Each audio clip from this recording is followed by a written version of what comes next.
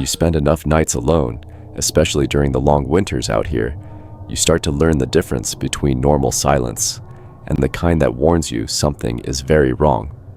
Last winter, on the night this happened, I learned that lesson a little too late. My name is Avery. I was 27 at the time, living alone in a one-story house on the edge of a quiet neighborhood. Winters hit hard where I live, the kind where the air feels sharp and every street lamp glows like it's underwater. But during the cold months, my home always felt warm and safe. At least that's what I believed, until the night I realized someone else had been watching it for hours. It was mid-December, the night of what was supposed to be a friend's small holiday gathering. But that morning, the host backed out sick, and the whole thing fell apart. I'd planned to stay up all night anyway, so suddenly, having no plans left me restless and bored. By evening, I had changed into pajamas, wrapped myself in a blanket, grabbed snacks, and put on an old horror movie to pass the time. My house had a pretty open layout. The living room couch faced the TV, with the kitchen to my left. To the right were two tall front windows, covered by thick curtains I almost never opened at night. Privacy was important to me, especially because my house sat close to the sidewalk, and the street always felt too quiet once the snow started piling up. About 20 minutes into the movie, I thought I saw something move between the small gap in the curtains. I assumed it was from the TV reflection and ignored it, but it happened again and again. Each time, I'd turn my head quickly, half expecting to see something, but the curtains were still. Finally, after the 5th or 6th time, annoyance won over fear. I paused the movie, stood up, walked across the room, and pulled the curtains apart. I expected darkness. I expected nothing. Instead, I saw a figure. A man stood in the middle of the street, maybe 30 feet from my front yard. He wasn't close enough to have caused the movement I'd been seeing, but still, he made the hair on my arms rise. He was wearing a dark winter coat, hood pulled up, and some sort of black mask or face paint. Even under the amber streetlight, it was hard to tell. His posture swayed slightly, like he was drunk or just exhausted. He walked a crooked line toward the curb, stepped into the street, then turned and walked the opposite way again. His breath fogged the air, catching in the cold. He looked unstable, maybe someone stumbling home from a late holiday party. That was my first thought anyway. I checked the time. It was 1:03 a.m. Yeah, definitely drunk, I muttered to myself. He didn't look dangerous, just out of it. And he was too far away to have been peeking into my window earlier. Feeling somewhat relieved, I closed the curtains and went back to my movie. And for a while, nothing happened. The house was quiet. The movement behind the curtain stopped. I convinced myself I'd just been paranoid. But 10 minutes later, there was a knock at the door. A heavy, deliberate knock. I froze, staring across the living room. There was no way. The guy outside couldn't have gotten to my porch that fast, right? Another knock, harder. I walked quietly to the door and looked through the peephole. It was him, the same dark-coated figure, now standing perfectly still on my doorstep. What made my chest tighten wasn't that he had followed me home. It was the way he stood. Rigid, unmoving, staring, not at the peephole, but dead at the doorknob, like he was waiting for it to turn. He didn't sway anymore, didn't breathe heavily, didn't move even a millimeter. He wasn't drunk, not even close. A shiver ran straight down my spine.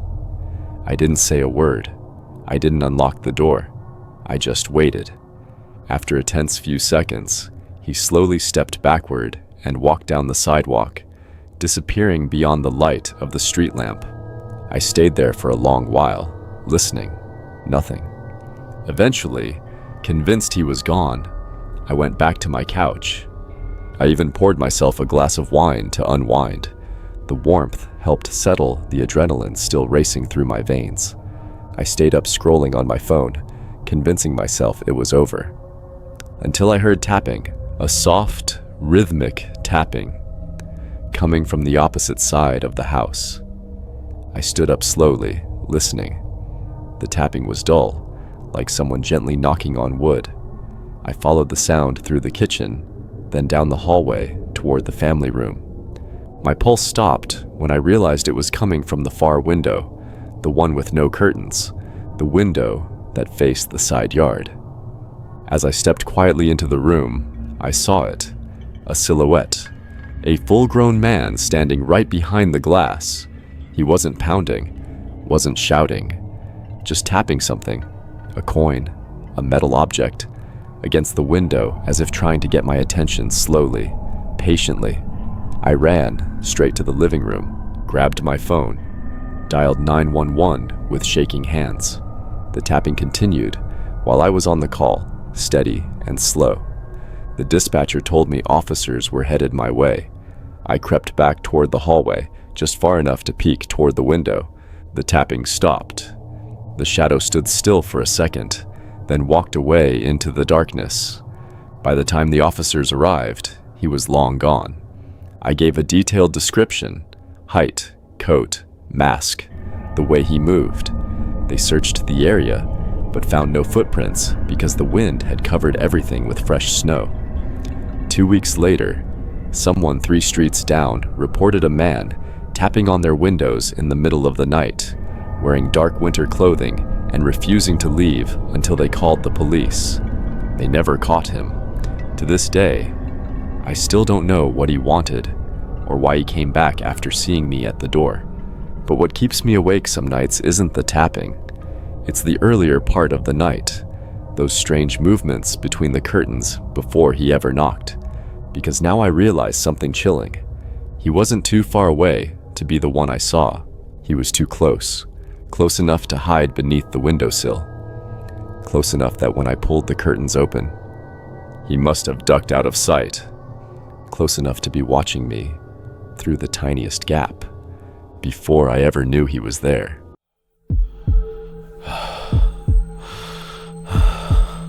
I turned 34 that December, and for as long as I can remember, I've liked the way the world shrinks when a storm rolls in. The roads mute, the sky goes flat and gray, and the hush of falling snow somehow makes the whole countryside feel smaller and quieter. That night, though, the quiet felt like pressure, like the world was holding its breath for something. I live in a single-story farmhouse on the edge of a county road, 3 houses from the old woodlot. It's a simple place: big kitchen table, sagging sofa, a stack of firewood by the back door. And normally, it's exactly the kind of quiet I crave. I had the day off and did the usual winter things: light a fire, make coffee, read until the light slipped away. At 9 p.m., I climbed the stairs to my bedroom, unwound with a late show on my tablet, and let the storm do the rest. Around 10, I heard it. Low voices outside. Not the boisterous kind you hear at a party. These were hushed, deliberate, like people trying to move without making a sound. At first I told myself it was neighbors trudging in for the night, but this house sits far enough from others that any footsteps on my property stand out. I paused the show and listened. The voices were faint, drifting across the yard from someplace in the dark. I got up and peered through the bedroom window. Nothing. The yard was a field of undisturbed snow under the weak halo of the porch lamp. The tree line was a black wall beyond the light, and for a terrifying second, I imagined dozens of faces pressed to it, watching me. The voices cut off the instant I drew near the glass. That small, silent giveaway froze me more than anything else. The knowledge that one of them had heard the scrape of my movement and had stopped because they knew I could see them. I backed away and waited. Maybe it was deer, I thought. Maybe kids messing around. I told myself every ordinary thing, but the quiet didn't make me feel safe. It made me alert. I padded downstairs and checked the locks out of a stupid animal fear I couldn't explain. Everything was locked, the back door latched, the kitchen lights off. I went back up, sat down, and tried to act normal. Sleep finally came, but it was shallow. A few hours later, the house exploded awake. A single violent crash from the hall made every hair on my arms stand up. Glass shredded across the floor. The long, narrow window that runs along the hallway had been smashed. My heart jumped into my throat. Then the voices, more than two now, yelled something indistinct, rough consonants and laughter that didn't belong under a roof that close to midnight. I dialed 911 before thinking. The operator's voice was calm and distant, promising an officer would be there. I was still speaking when a thud shook the front door like a battering ram. They were doing it on purpose. The sound echoed through the house, the wood complaining, the old frame shuddering. I had exactly two choices, and both felt terrible. Fight downstairs with whatever was at hand, or run. Instinct, stupid, animal instinct, took me to the window. My bedroom window opens onto a slope of the roof that slopes down behind the house. I crept over the sill, pushed it up, and felt the cold slap of night. The roof was slick with powder, the short ridge disappearing into dark. I climbed out like I was climbing out of a sinking boat and closed the window behind me. From above, the house sounded wrong. Combinations of boots, heavy voices, chairs scraping. There was cursing, metallic clinks, the sound of people rifling through rooms. For 30 seconds, I sat hunched against the ridge and listened, feeling like a ghost, looking down at my own life being torn apart. The men downstairs sounded sloppy and furious, like they were searching for something specific and not finding it. They shouted at one another, played at being intimidating. Someone downstairs laughed right under my window, and it sounded too close, so young and cruel, it made bile rise in my throat. My phone vibrated, the 911 line telling me they were 5 minutes out. 5 minutes felt like an hour. I remembered the spare key I keep, nailed under the eaves by the back stoop, the one I'd used in summer when the door stuck. If I could get to it, maybe I could get away quiet. I crawled along the ridge to the back edge of the roof and eased myself down, scraping knees and hands across cold shingles until I hit the back gutter. The drop to the ground was small, maybe 6 feet, but with snow, it was a sudden wall. I took the leap, felt the powder cushion me, and rolled into the bush line. My breath was a white cloud. I landed near the side of the barn and crouched between stacked pallets and a rusted ladder, listening. The house thumped and shouted from the front. Boots pounded across the kitchen floor, the clink of bottles and the crunch of paper. They were tearing through drawers now. I stayed as still as a hunted animal. Wind pressed the snow against my cheeks and started to sting. Somewhere in the distance, a siren began, thin and promising, but not close enough. When the headlights finally washed the yard, my body felt like it had been through something else's storm. 2 cruisers skidded up. Officers spilled out and moved fast, flashlights cutting the dark. They swept the house, called into rooms. Men's voices answered, frantic now, like startled dogs. The officers found 3 guys bolting out the back, just as they hit the tree line, disappearing into the wood like smoke.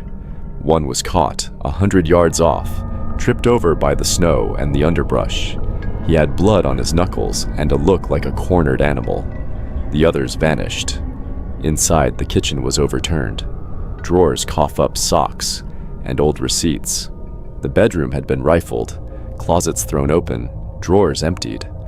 But the thing that scraped me the worst was that nothing, really, was missing. Nothing of value touched. Money still stacked in a jar. My laptop on the table. My passport untouched. That meant they weren't there for cash or goods. I spoke to the officer on duty while a unit cataloged the mess. He told me, with that professional calm you learn to distrust, That groups like this often aren't just looking to steal. They want to test boundaries, see how people react. Some of them do it to find houses with specific people inside. Some do it to hunt a thrill.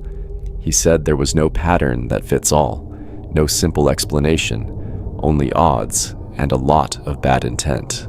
The neighbor across the road, the one who keeps a terrible beagle, came over shaking. He'd seen boot prints at the road around 2 a.m., and the one resident they'd caught had a membership card from a local bar stuffed in a pocket. It was nothing conclusive. I slept in my car that night at the edge of the driveway. The house looked different. In the pale blue light of the morning, doors closed, police tape fluttering faintly in the wind as the county took pictures. Later, they dusted for prints, but said the storm had ruined the chances. Snow is an equalizer.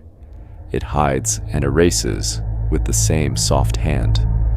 For days afterward, I kept thinking about the way they stopped talking when I moved to the window, about how the voices were suddenly organized and confident once they were inside, about the laughter, how casual it was, like a crowd at a small, cruel show. I changed the locks, installed cameras, and a motion light that makes the entire yard glare like midday. But there's something the cameras can't catch, the sense that eyes were on me before the crash, that someone walked the perimeter, studying, and then the group arrived with a purpose. That knowledge sits in the chest like a stone. I keep the curtains drawn now, even during daylight. I don't mention it much to people, other than the officers who took my statement, because the alternative is to give it weight and power by repeating it. Some nights, when snow is falling and the wind finds the skeleton trees the way it did that night, I wake and check windows like a reflex. I don't climb on roofs anymore. I don't want to feel what I felt up there, the helplessness and the small, sharp relief of waking to lights. If those men were looking for me specifically, I don't know why. If they chose the house at random, then I was simply unlucky. Either way, the winter hush no longer comforts me. It waits, and I can't shake the notion that when the trees are thin and empty in the cold, there are more eyes out there than there should be.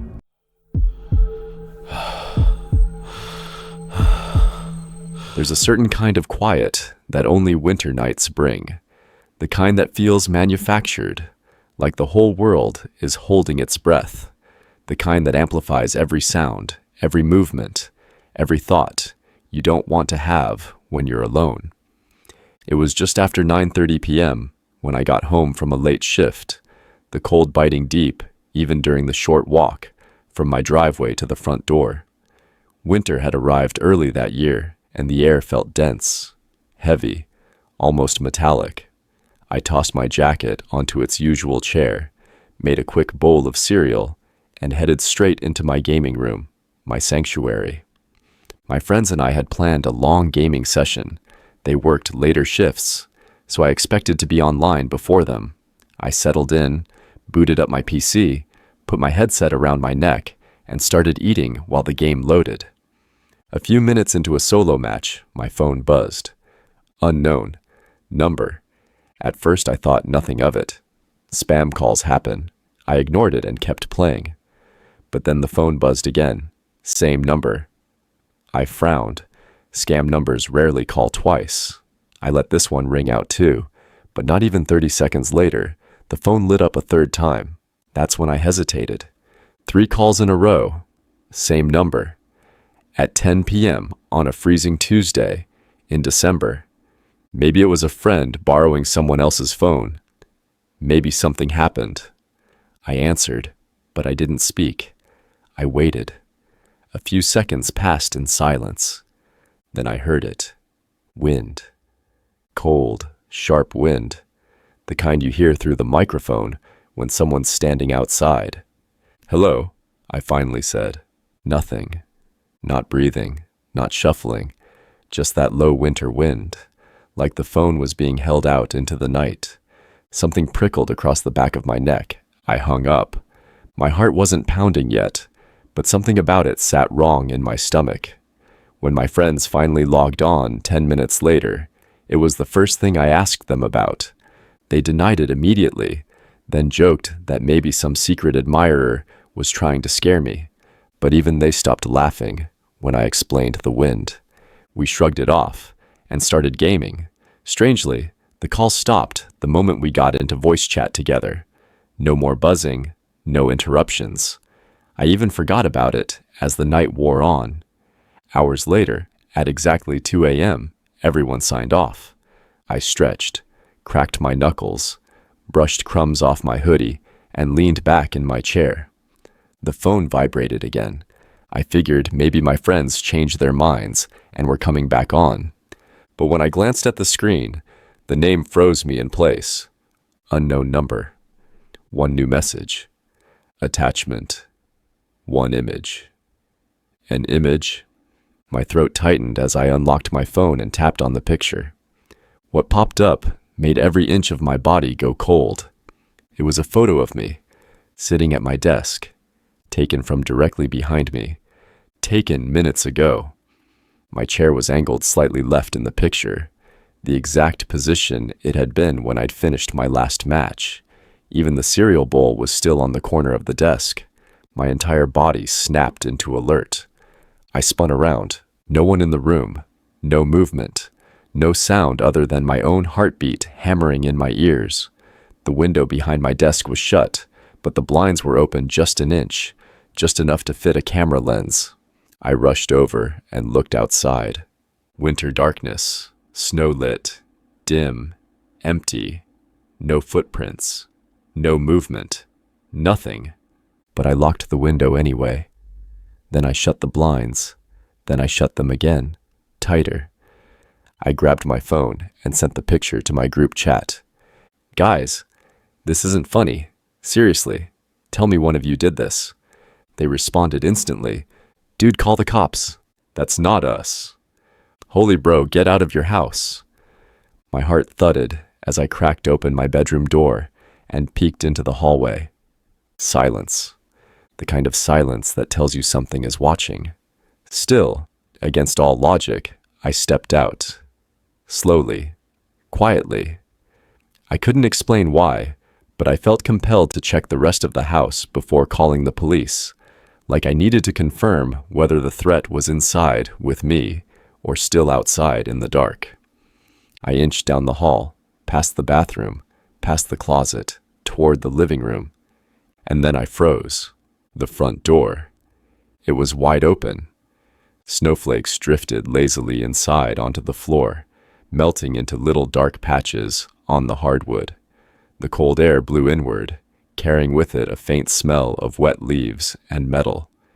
It felt like someone had just been there, watching me, standing just inches beyond the frame. My entire body screamed, "Run!" I spun around and sprinted back to my room, slamming and locking the door. My hands were shaking too hard to dial 911 at first, but I managed. As the phone rang, I heard it. Footsteps, slow, deliberate, coming down the hallway toward my room. The person stopped right outside the door. The doorknob twitched, then turned. Once, twice, testing the lock, testing me. A gentle knock followed.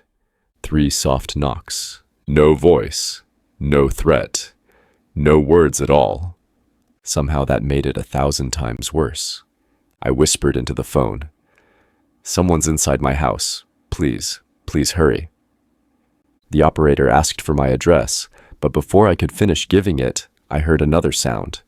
Footsteps moving away, not running, not panicked, walking, calmly, as if the intruder had gotten exactly what they came for. Within 30 seconds, the house went silent. The dispatcher stayed on the line with me until officers arrived. They cleared the home and found nothing.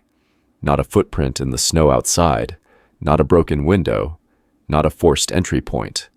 But they did find something else. The door's deadbolt had been unlocked manually. From the inside, whoever entered didn't break in. They came in through a door I thought I'd locked. The phone number?